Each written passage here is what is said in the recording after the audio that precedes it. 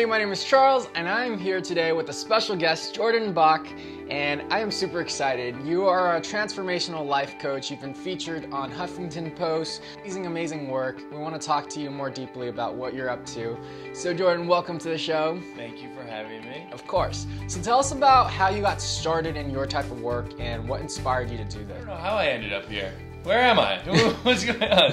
No, I don't know how I ended up here, except for that one day I realized what it is that my skill set was really trying to show me. In other words, I started to ask myself, what do you think your calling is, Jordan? I think everybody here has a calling. And I started to realize that I was good with people, one-on-one, sort of helping them, one-on-one or en masse sometimes, helping to lead people to the highest vision possible for their lives. And so I started to do that in life coaching one-on-one, and that's what I'm still doing today.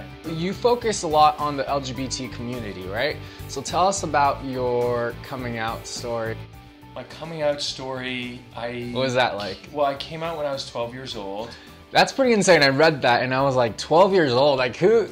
Wow, that's pretty brave of yourself. And believe it or not, I think it's becoming less and less uncommon. Yes. I grew up in a family that was very accepting of who I was. That's amazing. And I grew up with a lot of, my parents had a lot of gay friends. Okay. We call them our gay uncles. And so I knew what it was to be gay. And so I had no problem within my family of coming out when I was 12. I was sitting on the kitchen counter one night and my mom said, "Jordan, do you think you're gay?" And I said, yep. And then, wow, that's easy, right? It was different. I think a different experience than so many people have. But after that, we hopped into the car and listened to Tina Turner and went down to the corner store, got some candy. And that was my coming out experience. And how was your dad's response? Pretty much the same. Wow. My dad turned to me and said what a lot of amazing parents do, which is, he said it in his own special way. So I don't care if you're purple or green or gay or straight, you can be whoever you are, and I'll always love you. Very, very cool. Yeah, and I do have to say though, it's one thing to have a family to accept you, and it's one thing to have your society accept you, your community at large. And so the rejection that some other people feel from their families, I felt from my American community, from my global community. And so I think that's where a lot of the pain that I experienced came from. And that's the point from which I speak to a lot of my clients. Speak a little about bullying and how to deal with that. A lot of people who are watching might be kids who are struggling with their sexuality or struggling with any other aspect of their lives, and they need some sort of way to navigate through that. No matter what you're doing or how old you are, a lot of people, I know I'm one of them, had a little voice within them that said, you're here for a reason. There's something about you that's special, and you're here for that reason. And so I clung to that hope, to that little bit of light that I had to find within myself when I was younger, and that led me to where I am today. And so my first piece of advice for anybody who feels run down by somebody else, whether it's in their school cafeteria or at work, is to discover within themselves what it is that makes them special. And you find that by asking yourself, how do I serve best? And I love that. Yeah, and I don't think service necessarily has to happen in the soup kitchen. And in fact, for most people, it doesn't. Service means, how can I illuminate, enlighten, inspire, or just increase the joy of some people? Whether that's designing great sneakers, doing somebody's makeup, just being a source of joy at your job in a cubicle. How can you increase people's joy?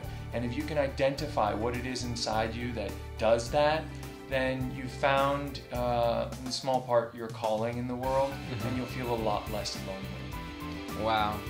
That's amazing. So you spoke about in one of your recent videos about chasing dreams that are not for you. I love this one. Yes, tell me more. Well, I heard one of my favorite spiritual teachers and authors, Caroline Myss, talk about this principle. She said, so much suffering comes from chasing a dream that doesn't belong to you. And that struck me because I know in my own life, and maybe so many people who are watching, have at one point or another been chasing after a guy, a job, a career that really didn't belong to them, by which I mean back to calling.